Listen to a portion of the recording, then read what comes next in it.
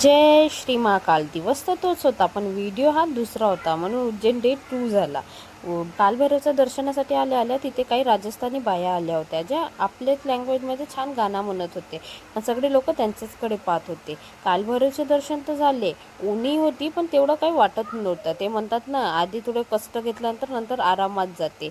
आधी थोडं त्रास झाला आम्हाला येताना, पण मग इथे आल्यानंतर सगळं काही आरामात झालं. शिप्रा नदीवर गेलो, तिथे आरती मिळाली आणि छान दर्शन झाले.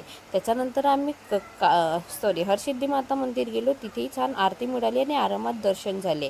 पण येताच महाकालने थोडीशी परीक्षा घेतली, पण इथे आल्यानंतर सर्व काही हलकं करून दिलं.